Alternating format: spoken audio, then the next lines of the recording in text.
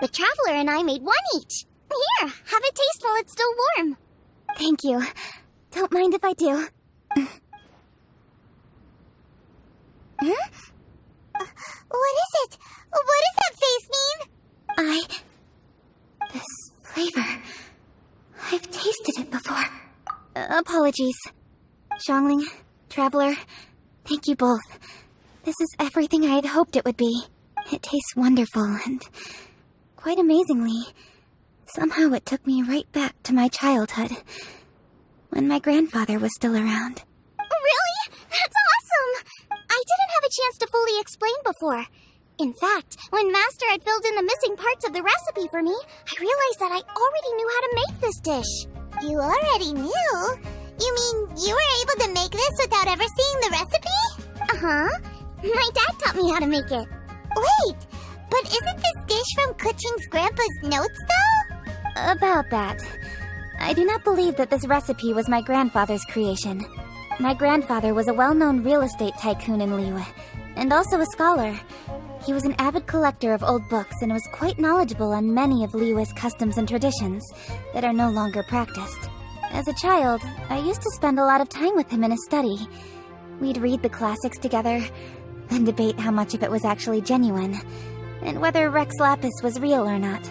He used to say, books are just a bridge that bring us a little closer to history.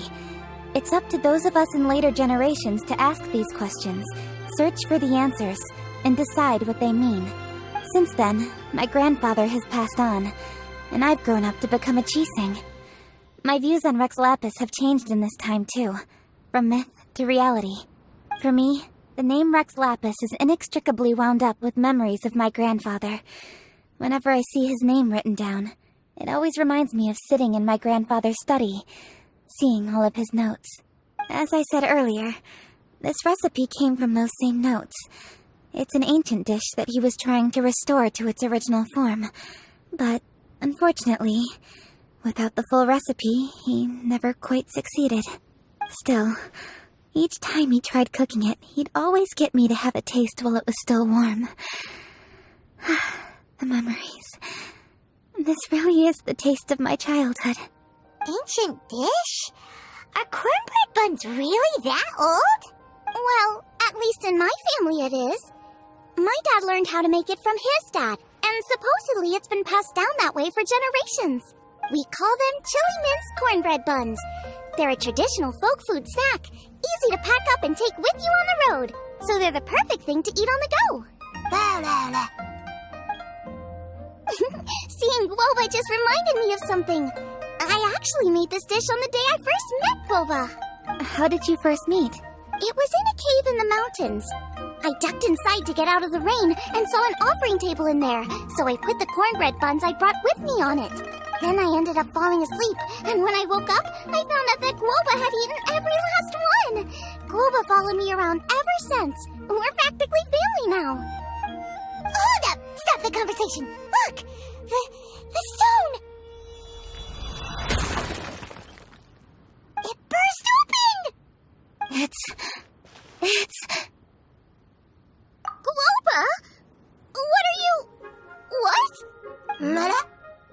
Ah, I see the chili mince cornbread buns have been served.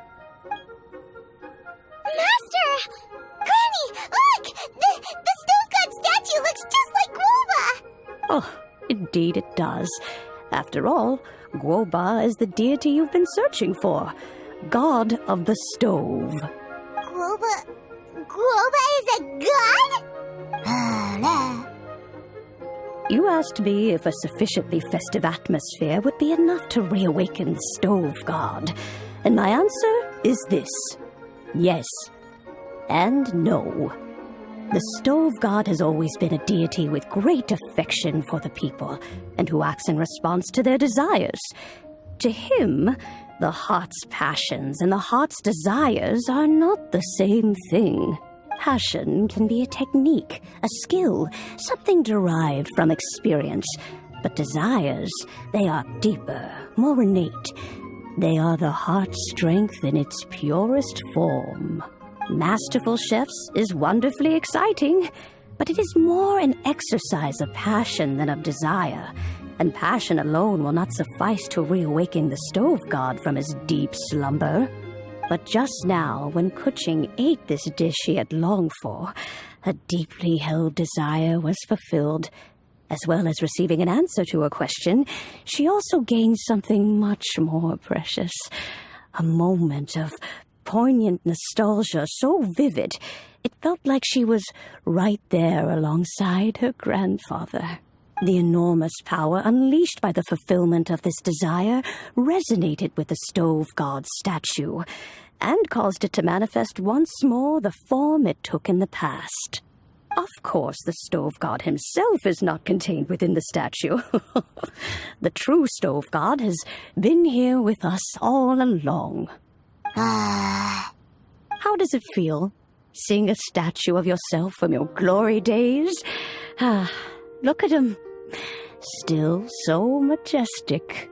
Glory days? Wait, what happened? Did Guoba used to be different from now? Oh, yes. Back in his day, your Guoba was once the patron god of the soil. But all the wisdom and power he had then, he has since surrendered to the soil itself. A god surrendering their power to the soil. I have heard this turn of phrase before, but what does it mean? The kinds of trials and tribulations that a land can face are far more than you could imagine. Droughts, floods, torrential rain, hurricanes, earthquakes, tsunamis, fires, and plagues. The threat of disaster will never fully disappear from Liyue. Even woes that have never been faced before in history will come to pass in the future. Such things affect you mortals far more than we Adepti, with our immortal forms. He once walked with you over the barren plains until you arrived at last at the harbor. He joined you in building your dwellings and lighting the stoves. It was his hand that lit the very first street lamp of Liyue and brought the aroma of cooked food into every household in the land. You mortals no longer remember him, but back in the age when you did, he was the closest of all the Adepti to the common folk. Marchosius, god of the stove, born from a spark when stone struck stone. He was a god with a great love for humanity and their well-being. Millennia ago, the people sought to expand their city. They built a dwelling on the plains and called it the Guili Assembly. The stove god cared greatly for the people, turning himself into minions who went into every home, fostering food and solidarity alike. Alas, their home was taken by a flood. The waters ravaged the Guili Assembly and forced the people back south to Liyue Harbor. Though the distance was not far, the journey was plagued by a terrible storm. For a dozen days, the Adepti stayed by their side. During this time, the stove god cooked an ancient delicacy, flatbread with a meat sauce to stave off the cold and damp, fit for those on the move. Centuries later, disaster and plague arose once more. The stove god would appear no longer, for he placed all of his power into the land itself to quell the calamities. His power expended, and his wits greatly reduced. Thus his body decreased in size. By the time he parted ways with us, he wasn't even the height of a human. He told Rex Lapis and I of the dishes that bring joy and of the secrets of the flame, then went into the mountains and entered into a long slumber. The stove god departed, and Guoba was born. When he awoke, he ate the chili mince cornbread buns placed on the offering table by a young lady in yellow. Though he did not remember the past, he was profoundly moved and decided to follow this young lady thereafter. The stove god had quietly disappeared, but the vendors rose early to hawk their wares. People went out to buy goods, lit their stoves, and cooked food, just as they had done every day for as long as they could remember. In Liyue, things have always been this way.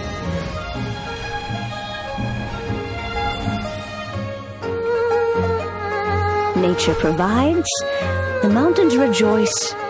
We are blessed by heaven's good grace. Years have gone by. The world has transformed, but our way of life survives.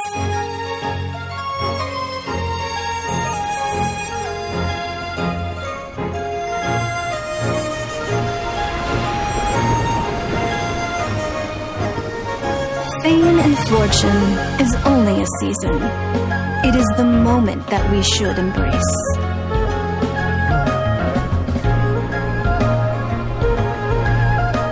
Past meets present. Heritage becomes legacy. Long into the future may we thrive. You once told me that dining is the profoundest of customs in the human world.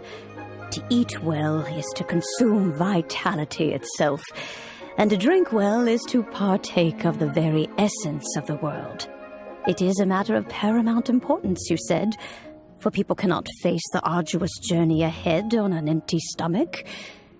At once a humble affair and a profound one.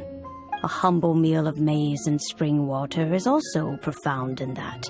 By ensuring one's survival, it paves the way for millennia of human history and culture to come. My dear friend, Liyue has changed so much while you have slept.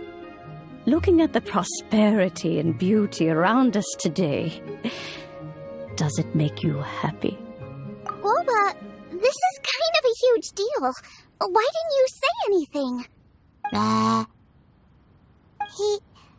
He is not who he once was. Even the power of speech evades him now. There's no way he could have told you. Oh, Guoba, but... Xiangling. Do not be saddened, Xiangling. There are two sides to everything. Guoba may have lost many of his formal faculties, but he is now as carefree as can be, without a single worry in the whole world. In this world we inhabit, who can truly be said to live a life free of all woes? Those with a mind and with the knowledge will certainly be troubled by all manner of things. But he has gone further than us in his journey. He had both wisdom and courage. Everything he took upon himself, he was also ready to part with. His carefree demeanor today is a testament to the fact that he is at rest. So since you are his friend, take good care of him. Go out to walk and play. Allow him to eat, drink, and be merry. I will! You can count on me! Xiangling, you have an adeptal affinity. Guoba follows you around because he has respect for you. The moment he awoke, he was met with a familiar flavor in the chili mince cornbread buns he ate. After all that time, he still recognized the dish he had invented, and he approved of you as the one who had cooked it. That's right. The taste of one's home cuisine always brings back memories of home. Though he remembered nothing, eating the food you had cooked gave him a feeling of familiarity. That is why he stuck by you. You may be the first person in history to give the stove god the experience of being a satisfied customer. That makes you quite a remarkable chef. If that's true, I couldn't be happier. Because putting a smile on customers' faces is what we chefs are called to do. Well then, it's getting late and I still have things to do. Time for me to say goodbye. Traveler, Paimon, Xiangling, thank you all very much. I look forward to spending more time together in the future. I guess my dad's probably heard the good news already, but I should still go catch up with him.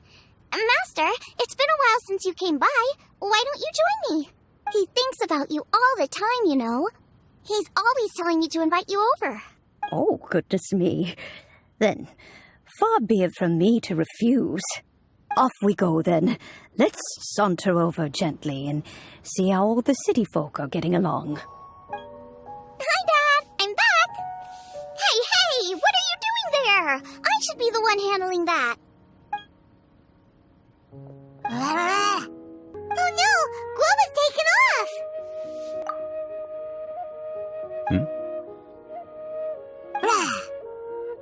Oh, it's you. Hello there, old friend. Oh, bless my soul. Are you out for a stroll as well? Given the season, it felt fitting to take a leisurely walk while the meal is being prepared. Quite right. And it also gave us the chance to run into you. Guoba may not recognize you, but as ever, he seems quite delighted to see you. So, Guoba doesn't remember anything, but can still feel when something's familiar?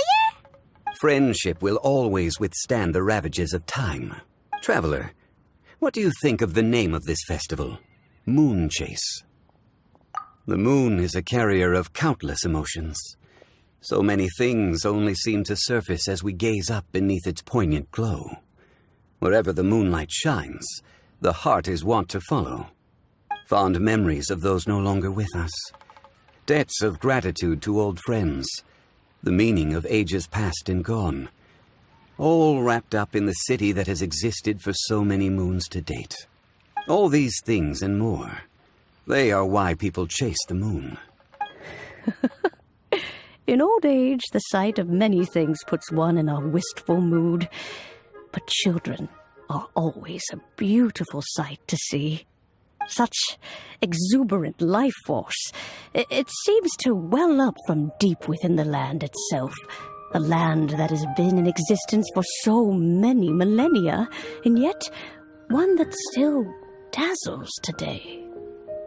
Traveler, this Moon Chase Festival has been all the more entertaining with you here to witness it. Now, let's have Xiangling brew us a nice pot of tea. We shall drink and chat at our leisure.